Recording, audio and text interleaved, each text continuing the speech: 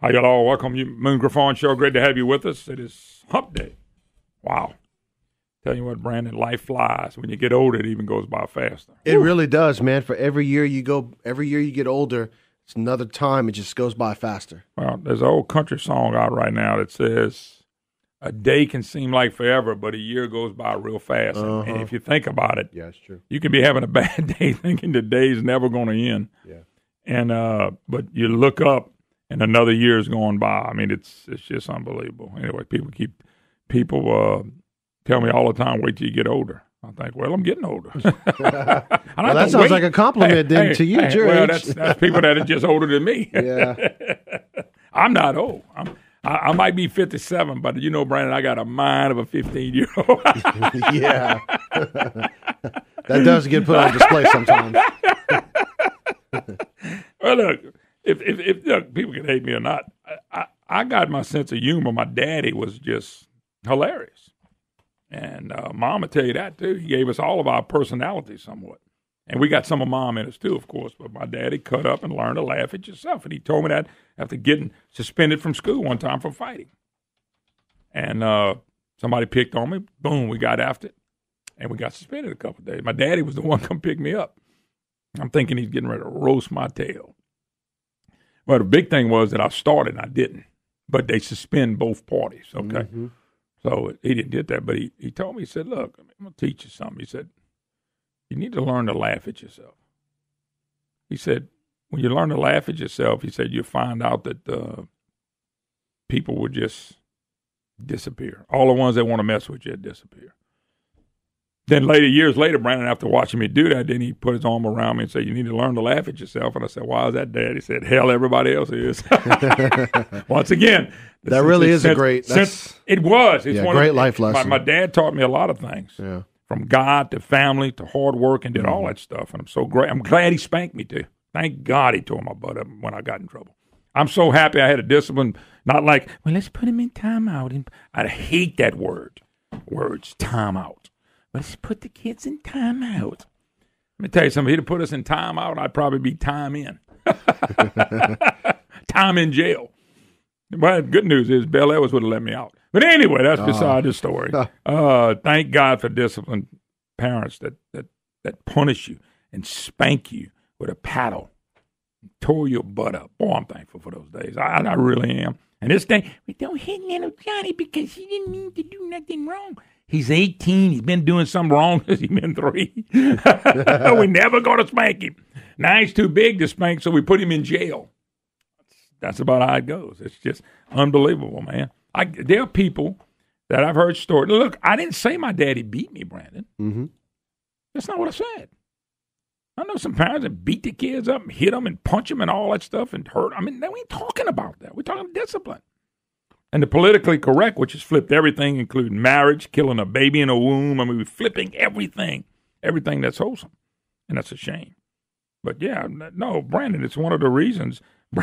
Brandon laughs at me sometimes. He says, you're the only one who walks around the building and make fun of yourself.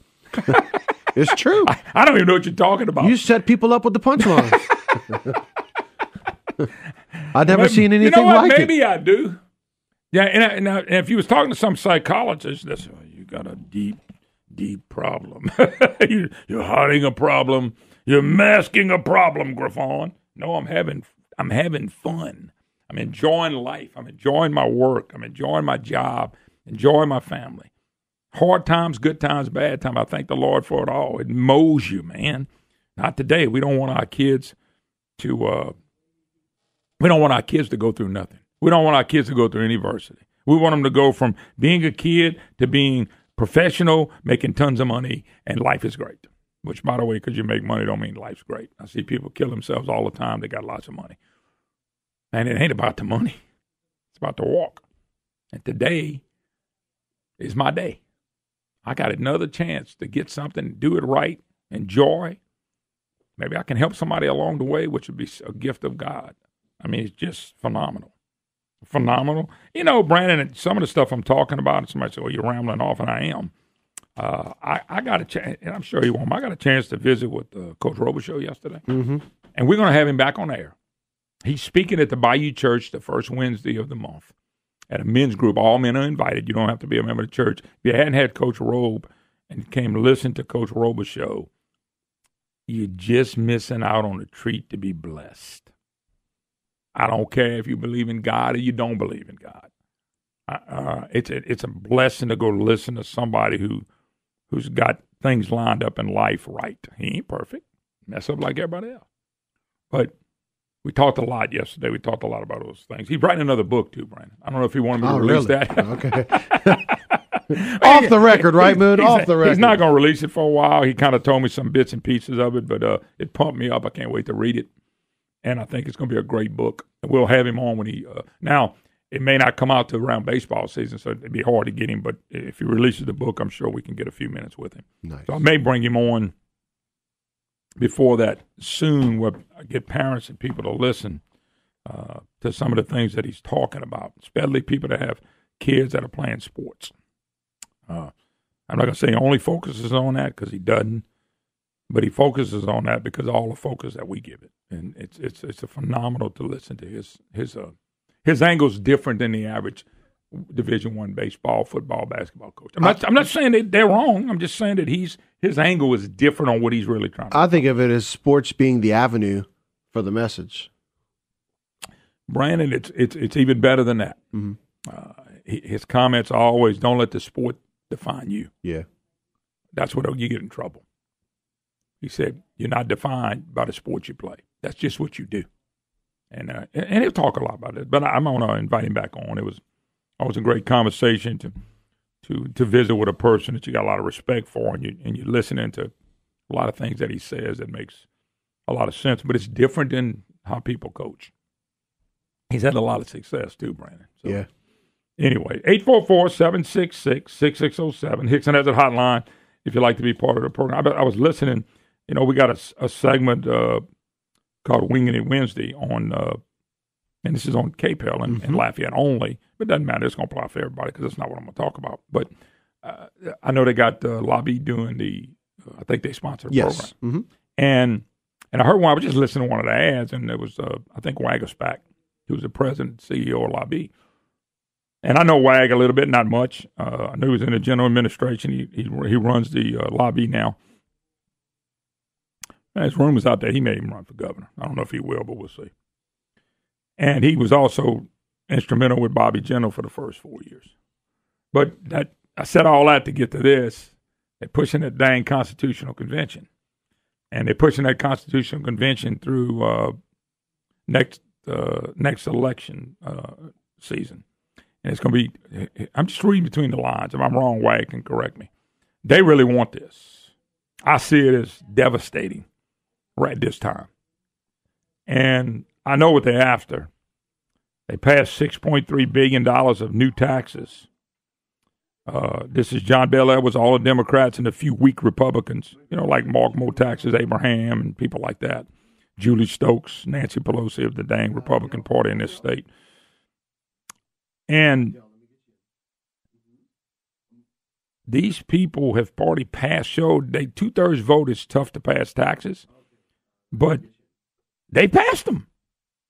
Can you imagine having a state where you can pass taxes with a majority vote, how much money they would take out of our pockets? That is the big home run in the Constitutional Convention. I just disagree with Wag and them. Now, they'll tell you, oh, no, we're not going to do that. But we don't know that once they get in the convention. Most of the people that talk about a constitutional convention say, well, our budget is not screwed up because of money that's dedicated. It's really not. Our budgets are messed up because we overspend the money we got coming in. Our state government is growing twice that of the revenue coming in. You can't make up that. It's growing twice as much as our GDP is growing, which is our economy. The economy grows, government goes with it. The government doesn't lead the economy. When they said Medicaid's creating jobs, leading our economy, Governor Bel Edwards and little Richard Carbo and little Jay Darden, that's because they don't have a clue what's going on. That can't happen. That never can happen. You run out of people's money trying to keep up with government, and that's why you see $6.3 billion in new taxes by Bel Edwards. And that's the number I got, and I may be low. That ain't counting fees and increasing tuition at schools and none of that. They increased a bunch of fees, like a cell phone tax. They increased some other taxes and fees that you may not even know. But anyway, that 2/3 vote is the goal. And the only thing worries me about lobby, and I know a lot of people remember lobby, good organization, is that if they're at the bargaining table and they're making the deal to get this done, they're going to get whatever they want out of this is what they're going to get. And they won't care about the 2/3 tax vote or the homestead exemption. They don't want homestead exemption anymore. I don't know if we're to get rid of it or not, but that's something that's going to be on the proposal. Term limits is definitely out there. These lawmakers want to be there forever. John Alario, Francis DeFee Thompson, And they're not talking about this. All they're talking about is, well, we got all this dedicated money. Who dedicated? And by the way, the people who are getting this, quote, dedicated money, you think they're going to all of a sudden give up on that? No. They'll vote against the Constitutional Commission that get rid of all these dedications. And we dedicated most of it because we didn't want the politicians to put it in another place. That's the fact, Jack. So I'm wagging them. I think they're on the wrong trail on this. That's just my opinion. All right, 844-766-6607. Hickson has a hotline if you'd like to be part of the program. We'll be right back. Hi, hello. Welcome back. Moon Griffo Show. Great to have you with us. 844-766-6607. Hickson has a hotline. Folks, maybe y'all can help me out. I told Brandon this. This has been going on every day, but apparently with him and everybody else. Are y'all getting phone calls from all over the country now? Solicitations, I call them. I don't ever answer them. I block every one of the calls. But just since 8:18 this morning, within the last hour, I've gotten a call from New York, Los Angeles, California, and Florida, and one that says United States. What has happened? What is allowing these people to just call your number all the time? Blocking every call, but I know what they do. They just go around and use another number. I'm not the only one blocking calls, but it's getting ridiculous. I usually get 3 or 4 a day. I got 4 in the last hour. I mean, over. And by the way, Brandon, I've never answered them. So I don't know. Don't answer them, yeah. Well, what happens when you And answer then, them? look, Moon, it's not just calls from out of the area code. These scammers are finding ways to get it within your area code because they copy the first 5 or 6 numbers and then they use that to make new numbers as well. Getting them. It's Listen ridiculous. to this. I'm getting them out of Baton Rouge, Monroe. And I'm getting them out of here in Youngsville, Lafayette. Well, I don't answer them if I don't know you. Yeah, so if I don't know you, Uh-huh. and I didn't put your phone name in here, and you may go on, well, heck, Moon, I've been knowing for 27 years. Well, I mean, and I put your number in my phone. It nothing personal. Don't take it personal. But you may not have mine. But anyway, I get these numbers, and I'm not answering. I see a 318 area code, and the rest of the numbers are funny. It says United States. If I get a call from Alexandria, or a call from Monroe, or Ruston, or Shreveport, it's going to say Shreveport, Louisiana. But but Brandon, that's 4 in the last hour. What I'm saying is, I thought years ago they told us they're making laws where you can't do that anymore. No, they found ways to get around it. They never called cell phones anyway. Yeah, I don't have a home phone anymore. Y'all might, but we moved to Lafayette. We had cell phones, so we said, you know what? By the time we moved to our house, I really hadn't thought about a landline anymore. So Shannon and we don't have a landline anymore. Yeah, Shannon and I did this topic on Offsides, which is a local show that we do here on KPEL on 4 to 6 on Monday through Fridays in the afternoons. And basically the law that's in place right now has to do with a lot of the landlines, but it hasn't caught up yet to the cell phone issue that you're talking about. So what you're telling me, there's no law on calling a cell phone? Well, let's just say that the old law is not caught up to current times. And I'll say this, over the past 3 or 4 months, the volume of these scam callers has gone astronomically through the roof compared to what they have the past few years. That's why everybody is able to say that they've been getting all these calls. And it's going to have to be addressed sooner or later. I tell you what, I'm just shocked at how many I've already gotten this morning. That's usually a whole day of 3 or 4. And so I was wondering, what do you do? I'm just blocking every call, but I got a feeling that everybody's blocking. This just started over the last 2 weeks and months with me. You know what I'm saying? It just really started, but I mean, this morning it's been ridiculous. I mean, totally ridiculous. I told Brian, I said, Brian, I've gotten 3. Well, there was another one just now. And I'm not answering him, don't get me wrong.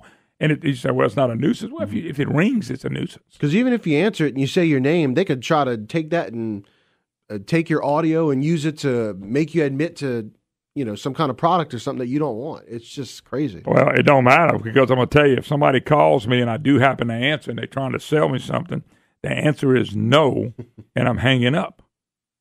I'm sorry, Brandon. I'm hanging up. I'm not talking to these people. I don't want nobody soliciting me. We got a rule at our house. Somebody comes up and knocks on the door and tries to solicit business, I just tell them to leave. I just don't think you ought to walk up to people's doors. We live in a different time now. Yeah. How would they like to walk up to my door and I answer with a 357 loaded and say, cross my arms line and say, can I help you? And they wouldn't think about it. They wouldn't want me to do that. I'm not planning on doing that. But I don't think people ought to solicit at the door. There's ways to get in touch with people. Anyway, Amy in Lafayette. Amy, how you doing? I'm doing great, man.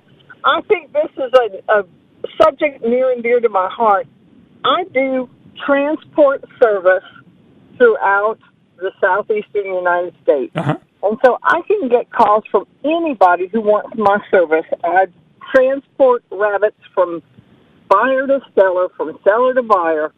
And so I can see phone calls from North Carolina to Florida to Kansas. And so I don't know who's calling me, and I don't know for what. But do you answer? They call. Do you answer? Well, I don't know if they're not some business that I want to help somebody get their rabbits where they need them.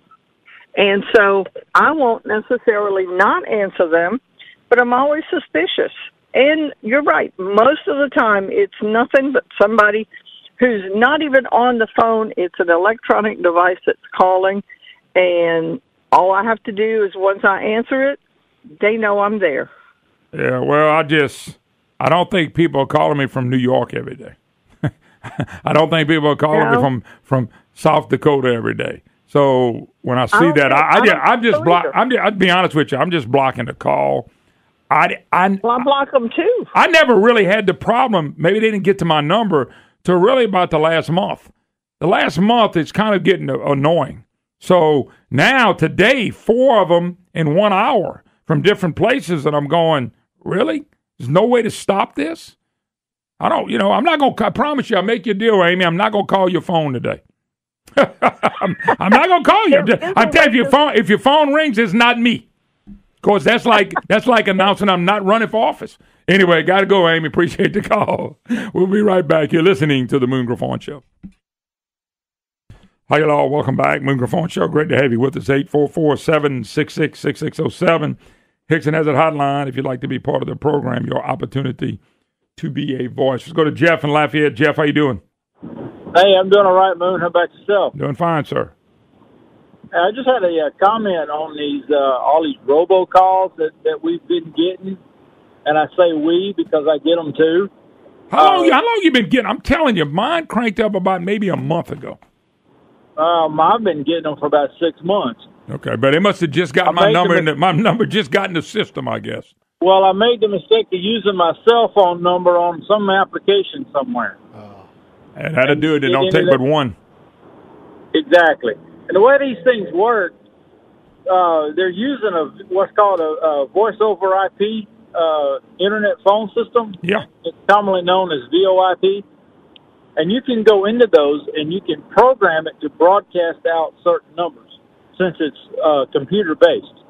And they go in and they'll program, say we want to call a certain area, they'll go in and they'll program it to call a certain area and broadcast out a specific number from that area. Okay. I have actually received phone calls from folks in Shreveport who said they just got a phone call from this number, and they did not because they had programmed it to broadcast out my cell number. Wow. Well, we did that whenever I was working at a bank, and we put in a whole new phone system. We programmed it to where it would not broadcast out the bank's main line number with the bank name. It would broadcast out the extension that it was called from so that the collection department could make phone calls, and whoever they were trying to collect from didn't know it was the bank calling. Okay. Wow. Well, that's amazing. I just noticed when it becomes annoying, and it is to me, I'm not answering it. I'm not buying anything they have to sell. It doesn't matter. Hell, I might pick one up and they may be selling my house. I am not. I don't care who they are. I'm not being ugly. I'm being honest. I don't want to buy it. If I wanted to buy something, first of all, I'm going to think about it. Then I'm going to go pursue it. And then I'm going to go buy it, okay, if I got the money. But I'm not buying something just because you called me. Now, somebody doing it, that's what I do for a living. Well, good luck. I just don't like getting calls like that. And it just started popping up for me a lot here in the last month. I'm not going to say I hadn't gotten them before, but I recognized it a month, and I always do it. Then I said, you know what, I'll just block all this. Well, I'm probably not the only one blocking them. I'm sure everybody is. Yeah, exactly. Well, one of my coworkers got a phone call while he was in another state, and it was somebody telling that there was folks coming to arrest him for these outstanding warrants if he didn't pay this fine with the gift card. That's the one I want. To tell me I owe for something I never spent money on. That's the one I like. Yeah. You get that sometime in email. You owe so-and-so. You have to call right now. You get something letter on an email. This is the IRS. No, it's not. They're going to send a certified letter. They're going to do it another way. You're not going to just get something on the email saying you owe some money. It just doesn't work that way. You better spend. You owe $2,100.13. And if you don't pay it in 3 days, write the check to Brandon Como. I mean, I'm not going to buy into that. But anyway, let me run, Jeff. I appreciate it. I knew it was a computer-induced thing. It had to be. Anyway, let's roll. Mike on the road. Mike, how you doing? Hey, Mike, Moon, how you, buddy? I think it's time we quit and go fishing. I'm all for that. The problem is I can't quit. I got to work. I understand that. Look, one of the local TV stations in North Louisiana up here in Shreveport did a thing on scam calls last night, said that if you get a call that's a one-ringer and a hang-up and you call it back, this outfit is doing ridiculous charges on the callback. Well, let me tell you something. I learned a long time ago not to call back a number. I didn't even know who the heck's calling me. You see what I'm saying? Well, the other thing that's going on up here is them robophone people are using local numbers to do this deal. Well, let me you might get a call from New York, and it shows Keithville number. Well, what I'm seeing, what's happening is I have a 318 number, and then let's say in Shreveport, and on the phone it'll say United States. Well, they ought to say Shreveport. They ought to at least say Shreveport. But I don't answer phone calls. I don't know who you're calling. They can listen, if somebody really wants you, if I called you, okay, and I'm not going to tell you what I'm going to call you, but if I called you, I'm going to leave a message. And if I don't leave a message, I don't think you're going to call me back. It wasn't that important.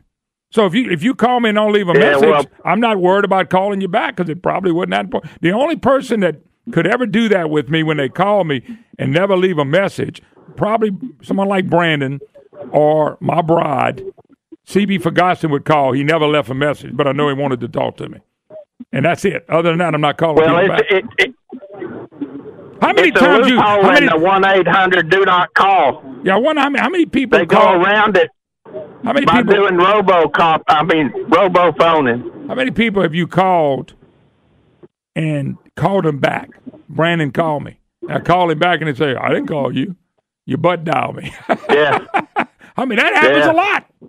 That happens a lot. Matter of fact, exactly. I think people do it on purpose so that I can think of butt dial. Anyway, I got to run. Thanks for the call. 844-766-6607. Hickson has a hotline. Jacob, New Iberia. How you doing, Jacob? Moon, how are we doing today? Doing fine. I was thinking about all this, and like you said a minute ago, if it's something important, they will leave a message, But I've been getting all these calls of people want to sell, want to buy. Have you answered them? Have you answered any of them? Oh, well, sometimes I answer them, sometimes I don't. Well, when you answer them, what are they trying to sell you? Oh, it's something about your warranty on your vehicle that I know has been out of warranty for years. Lower your credit card interest rates on a credit card that's paid off and all this other stuff, Well, I'm listening to somebody says, well, start answering the phone, Sheriff's Department Fraud Division. Well, I'm messing around. I said, I'm going to try that. Somebody calls a number I don't know. I answer Sheriff's Department Fraud Division. Well, just so happens this was actually a legit call. It was my doctor's office checking to see on my checkup I went in for the day before. I said, the first time I tried, and it's actually a legit call coming in. No, wow. Wow, I didn't think about that. But they'll wear you out with them things, man. Yeah, and they call you from a local number. They're getting local numbers, 337 numbers, and they're calling from God knows where. I just don't answer a number I don't know. And if it's somebody that I gave a number, this is what I do. Let's say I call Brandon. Brandon didn't answer, and I don't want to leave a message. But now I know Brandon. All I do is pick the phone up and say, Brandon, I'm going to text. Brandon, call me. I need to talk to you. Okay? Right. And so there's another way to do it. You know, if it's somebody that's trying to get in touch with you. I've had a call the other day out of Monroe, and I text and say, who is this? They never returned the call, so it might have been one of them funny money numbers. You know, and any time it is a legit person calling you, they will leave you a message. You know what I mean? They're going to do that if they really need to talk to you. If it's a BS call, just have a little bit of fun. I mean, I leave a message. But I know this. It's annoying as hell now. It really is. So I'm just blocking every one of them one after another. I must have 40 blocked now. It's every day. You know? Well, somebody will come up with a bill to stop it, I hope. But the problem with a bill or law, there's always a way around it. They always find a way around it. Anyway, got to run. Thanks for the call, 844-766-6607. Hickson has a hotline a little later in the program. Social Security, is it going broke? John Stossel did a great piece on it. We will talk about it. And a guy in New Orleans called Jesus a major liberal. We're going to dispute that big time. But anyway, we'll take a break. Be right back. Hi, y'all. Welcome back. Moon Griffo Show. Great to have you with us. 844-766-6607. Hickson has a hotline. Another anti-Trump Republican went down, Pawlenty. Remember Tim Pawlenty, who ran for president in 2012 and derided President Trump as unhinged? Okay? His political comeback died yesterday, trying to become the governor of Minnesota again. He had enormous fundraising and name recognition advantage. Jeff Johnson beat him.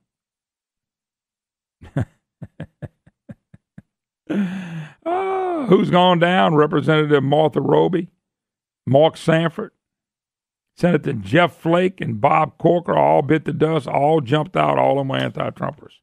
It's amazing. Just think if the media was honest. Well, first of all, Obama would have never been elected the first time. If they were honest covering everything in his 8 years, they would have came unhinged at his unconstitutional ways, sicking the IRS on people, sicking the Justice Department on Trump. That all happened on his watch. I'm convinced he was a big part of it. Everybody is that really understands it. Ignorant people don't. But people that really understand what goes on, that is going on under President Obama, understands how bad he was, how dangerous he was. You can't tell it. You can't tell an Obama voter that, though. They are convinced. They are convinced this man was some kind of great president.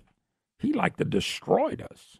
The health care, I think he will eventually get to destroy us. Single-pay system, university coverage. I read an article today, hospitals are for that. Yeah, they're for it because they're going to be getting the money. So another one bit the dust that started. By the way, as this is going to be confirmed. I just want y'all people to watch this. I've been telling you about this. The Advocate, the Times-Picayune, Jim Beam, the Gannett newspapers. Anybody that gets in the way of Bel Edwards is going to get stomped. This is the third piece in as many days, just about, in the last week, that they've gone after John Kennedy or Jeff Landry. Beam went after me and Kennedy. Beam went after Jeff Landry. The Advocate again after John Kennedy. A headline in the editorial today, why U.S. Senator John Kennedy's latest stunt hurts Louisiana. It's all about this prison reform. Now, they're still going to defend a prison reform, as we played the tape for you yesterday from WWL, of somebody that lost a loved one from a prisoner that got out and shot and killed a family member and injured another one, a 15-year-old kid. But they don't talk about that. They just want to go after Kennedy. And I told y'all this, they're going to defend him. And anybody comes forward to run, they're going to try to take out. I mean, let's say Steve Scalise was the runner. And everybody knows Steve Scalise is still hobbling a little bit. He's walking with some canes. I mean, they'll probably say something like Scalise doesn't walk right. This is what the advocate does. This is what these people in some of these press do. This is what they do. This is how they act. They're trying to defend Bel Edwards. Now, look, if Bel Edwards won with this major majority landslide, 56-44 over Vitter, they're trying to protect him. They don't have to protect him. They got a landslide. Who would not want to vote for Bel Edwards again? He's been so good for the state and for the taxpayers. And everything's changed in the state, right? The only thing they talked about changing was stabilizing the budget. And according to Robert Travis Scott of PAR, we have a new deficit problem in 2 years. There's nothing, man. Anyway, he goes after Kennedy because John Kennedy wrote the president on really what's going on in prison reform. Now, look, you can't make up this. You can't make it up. We heard yesterday a young man, granted, I'm taking it that was his brother. He was really upset about the getting killed. He didn't understand what happened. The mom was so upset it wasn't even funny. Cousin, just upset dead because they let him out early. And the press beats up Kennedy instead of Bel Edwards and the people that voted for the bill, which was rushed through, all in saving money. And even in the editorial, they talk about Kennedy as being a hypocrite because Kennedy wants to reduce the budget and cut taxes, but he wants bigger government to incarcerate people. And it's nothing to do with that. You got to do it. You got to do it right. And we didn't do it right. What Kennedy might be questioned about is why all he has to say is that he's against new taxes, that Louisiana's a spending problem. By the way, we do. When it's obviously aware, it says now that Louisiana ought to spend more money on costly pre-release programs. If there's one thing this lifelong citizen state capital understands, it is that prisons and rehabilitation are about the last priority for his fellow politicians.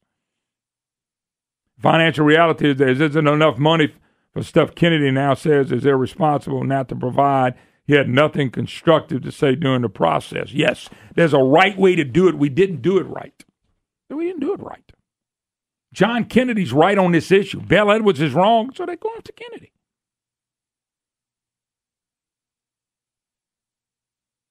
They just keep going after Kennedy. And this whole prison reform is really twofold. One is political. It's political because there were a lot of people saying we need to let all these people out of jail. Well, I agree. Probably some of them needed to go. But you don't let habitual ones, offenders out. You don't let people that can go out there and murder out. We did. There's another one, Brandon, another call. Number 5 this morning.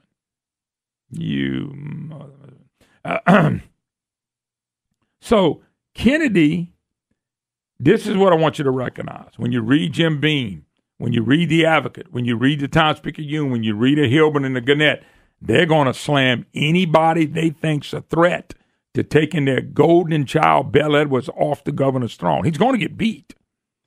But they are going to try to, if Steve Scalise announces tomorrow and Kennedy says, I'm not running, Landry's not running, Scalise, they will find everything they can bad about Steve Scalise and they will pound him. No different than the Washington Press. As I told you, the Washington Press has moved to Baton Rouge. They've picked sides. And the side is, we want the guy that won in the landslide. He didn't get any help. And we all know what happened with the 2 Republicans knifing him. They know the truth. They know he didn't win the race. They know he backed into it. But they're not going to let anybody get in the way of keeping Bel Edwards, raising taxes, and keeping the state government growing big as it can, and never changing a thing. Roads fixed. Education fixed. By the way, there's another stat today. Louisiana ranked one of the worst states for having to have a baby with 48th. I shared with the one yesterday, which I think is really devastating. We're the second worst state for the middle class in the country because of the taxes and the cost of tuition skyrocketing and other points. Second worst for middle class. We are. That's why the middle class is trucking over to Texas, trucking over to find a job. That ought to be devastating to people. I mean, I'm tired of watching our people leave. Raising taxes and stabilizing, quote, the budget, it's not bringing those people back. We need a friendly governor to business who knows how to get it done. I bet you. See, here's the thing is what I tell you. Remember who was it, Brandon? Was it a Florida governor that came in here that did some fundraising and said, hey, Louisiana business come to Florida? Absolutely. And I said at the time they were dogging him. What did the press do? Dogged him out. What are you doing? Come in here. Wasn't it Charlie Crist? Trying to remember. I thought it was some guy named Scott. Oh, yeah. Anyway, it didn't matter. He came over here and I said, hey, why y'all fussing about a Florida governor coming over here asking businesses to come over there? Why don't we tell Bel Edwards to go to Florida? Rick Scott. Huh? Rick Scott. Rick Scott, that's him. Why don't we tell Governor Edwards to go to Florida and tell him about all the taxes they're raising and all the taxes they're raising on businesses and people and how they're suing the oil and gas industry and how he's leading the charge with the parishes to sue the oil and gas industry. Go tell them we got the highest sales tax in the country. We don't anymore. We second by 0.01. Go tell them that we lowered our incarceration rate. Businesses on a flock here. Bel Edwards couldn't go in any of those states and say, hey, he goes tell him he cut taxes $500 million when he raised it $6.3 billion. Go let him tell him.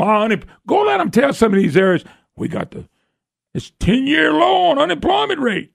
He forgets to tell them third highest in the country. We got an out-migration problem because we have a business problem. We don't have enough of them. We don't have enough of them prospering and doing well. Well, what did the advocate do? They ripped the governor of Florida for coming here. But what's the governor going to go sell, folks? He's going to go sell our public education system, our roads? What is he going to sell? We got good people. We got a great culture. He couldn't go sell. What's he going to tell people? We expanded Medicaid and we grew all these businesses and everybody ought to come get a Medicaid job. Middle class getting hammered here. They don't care. The advocate don't care. Anybody that gets an array of Bel Edwards, just keep out a lookout. This is all they're going to do. All right, when we get back, Social Security. Jesus was a major liberal, according to a nut. We'll get all that when we get back. You're listening to the Moon Griffon Show. Come Moon Griffon Show. Great to have you with us. 844-766-6607. Hickson has a hotline if you'd like to be part of the Moon Griffon Show. All right, folks, we're going to jump gears again. Secretary of State's race, the big race this fall. We do have congressional races. All races are big, but this is the only statewide race on the ballot. By the way, next year we'll do it again. This is to fulfill a term of Tom Shetler, who's no longer at the Secretary of State's office. We have Renee Fontenot Free, who is also running for the office. Ms. Free, how you doing? I'm wonderful, Moon. How are you today? I am doing superb. Now, give us a little background of you. Now, I've heard your name, a little bit about the politics, but I really don't know you, so let's hear. Who are you? Tell us a little bit about. Give us a little background.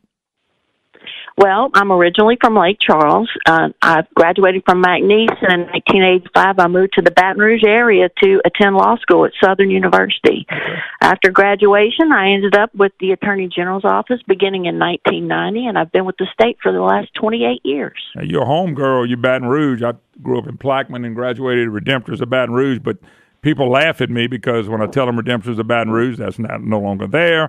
I tell them Northeast Louisiana University, that name's changed. I don't have a high school or a college degree anymore, according to most people. I mean, I'm yes, due. You do. I'm due, but I tell them I got a degree, and they say, what school? Well, where's that school at? I've never heard of it. I go, never mind. I have no chance. I'm going to have to go get another degree at UL while I'm here to just prove people I got a degree. That ain't happening, by the way. But anyway, great to have you with us on the program. All right. Have you ever run for office before? No, sir. Never in my entire life. Okay, why this position in particular? I'm just curious. I know you're coming from the Attorney General's office, but why this position, Secretary of State? And what do you think you have that you can offer the state of Louisiana you think they would like? Well, I can offer a lot of things they would like. First of all, a little bit more history. Yeah. From 2004 to 2008, I was the first Assistant Secretary of State. So I served 3 secretaries during that time frame. And in 2004, we implemented legislation that the legislature enacted, merging elections with the Secretary of State's office. So we took over elections, and within months, Hurricanes Katrina and Rita happened, and we lost the infrastructure. responsibility for. Uh-huh. And so I was there. You still here now? Miss Free, I'm sorry, you went in and out a couple times. You were telling the story, and then you kind of went in and out. I don't know why we lost you, but we lost you there for a second. Okay, I'll let you know again. I appreciate it, because I just totally lost you, and Brandon did too, so I know it wasn't just me. Okay. Go ahead. Well, in 2004, we merged the elections program with the Secretary of State's office, and shortly thereafter, we had Hurricanes Katrina and Rita that destroyed the infrastructure from I-10 South all the way across the state. And so I've been there when times were the worst in the history of the Secretary of State's office, and the people that worked with me trusted me. I was fair, and I was impartial. We didn't let politics influence what we were doing. I make decisions based on what's in the best interest of the people of the state, not what's in the best interest of Renee or any particular party. And that's in that office because it's an great position, truly. Yeah. I would think, though, I looked at the field of candidates and really looked at them as more Republican Democrats. I would think that, and this is just my opinion, I believe there's going to be a Republican and a Democrat, which probably sits pretty well for you. There may be another Democrat in the race. I apologize if there is. I don't want to hurt anybody's feelings, but I would think that would bode well for you if you court the average vote out there. I would think it's going to be a Republican and Democrat. Now, maybe I'm stepping out of bounds by telling you that, but do you look at it that way too in this race? Actually, I try to look at it as courting all votes because we're going to have to come together to do something that's right in this state. The partisan politics, people are tired of it. I'm tired of it. We need to work together. After Hurricane Katrina, I sat with all the statewide elected officials probably once a week because they all met to make decisions for the state. And since that time, I have not seen the statewide elected officials work together so well. They didn't care about their parties. They cared about working to make decisions that were in the best interest of the people and to bring things back. And you just don't see that anymore. You gotta be running for this office because you feel like you can either take it from where it's currently at and make it better, keep it where it is, or make some major changes. What do you feel like your strength will be? And what do you really want to do with the office? I'm talking about as just by the way, people, we visiting with Renee Fontenot Free. She's running for Secretary of State's office. Where's your angle on this? What is your best angle, and what are you trying to accomplish? I know you said bring them together, but what are you trying to accomplish with the office? And what do you see as needed to be like on changing things? Well, we obviously need to try to keep up with technology when it comes to the voting system. That's one thing. But you can have all the technology in the world available to the voter, but if the voter is not interested or feels like their vote doesn't count, they're not going to engage. They're not going to cast a ballot at all. So one of the things we need to do is address voter apathy. That has been a problem too, no doubt. Absolutely. And we've got to bring the younger folks and educate them about how important their voice is. Yeah. And so we need to bring up a new generation that cares about the elected officials, that understands that their vote does count because it affects everything in their everyday life. Yeah. Let me throw something at you. I've had a little pet peeve. You might agree, you might disagree. It doesn't matter. But I do want to get your take on it. I think we have too many different ways to register to vote. Now, when I say that, hear me out. You can register to vote at the welfare office. You can register to vote at the Social Security office. You can register to vote at the driver's license office. You can go to register's office, which I think is the really best way to go because then you find out who really wants to vote. So some of the numbers, when we look at the number of people voting, and the numbers are low, really that's a little bit of our fault because what we're doing, we're getting people to register who really don't care about the system. Now, I don't think that's right. That's bad. But really, just because we register people to vote don't mean they go and vote. And I think that shows in the numbers. In other words, I'd rather have 100 people registered to vote that care, that watch the issues, all the candidates, and that are passionate to go vote versus somebody saying, hey, you going to go vote? No, I don't vote. You see what I'm saying? Is that a problem? Do we have too many white places to register to vote? I don't think we have too many places to register to vote. And you are accurate totally. We don't have a registration problem. We have a participation problem. So you're right on point. But I think that. part of it is because people, and I'm not talking about race, color, religion, or party. I just think we got people registering to vote that when somebody says, like, I'll give you an example. I moved to Lafayette. I actually registered to vote when I did my driver's license. Now, here I am fussing about it, but I really think I should have, if I would have had to go to the registrar's office, I would have went because I wanted to vote. And so I just think the numbers are blown out a lot more than they would be because the people that want to vote, they find out how to register and when to vote. People that don't want to vote just, go and register me, and they really don't care. And that's why I think those numbers are just really off. That's just one man's opinion. But I think the way we register to vote sometimes is just kind of ridiculous because we got people that really don't care. Unfortunately, we got people who don't care. Right. So it's our jobs to make them care, yours and mine. Me as a Secretary of State, and you as a personality that speaks to the people every day. Well, I don't know. I just think it'd be. Let me ask a big question. I've asked everybody. I've not had every candidate come on, but I've had 4 or 5. There's been some states and some areas where people show up at the poll, they're not registered to vote on Election Day. And are you for registering to vote and voting on Election Day? Just show up and all of a sudden you can register and vote. Do you think that's a good thing or a bad thing? Well, knowing the election system like I do, there are some pitfalls to doing that. We can't physically do that in our current system. Make sense? Yes, ma'am, but what I'm asking is your opinion because I noticed some other states, and I got to go back and find them, that are some areas of a state that are allowing this to happen. I think it's a horrible idea, but I just wanted to know your opinion because, you may talk me into saying, hey, that's a good idea, but I don't see how that's ever a good idea because there's no vetting of a person to make sure they're legal. I just think that could be bad. Well, that brings me back to what I said before. It could be bad if you don't have the tools in place at the poll to vet them.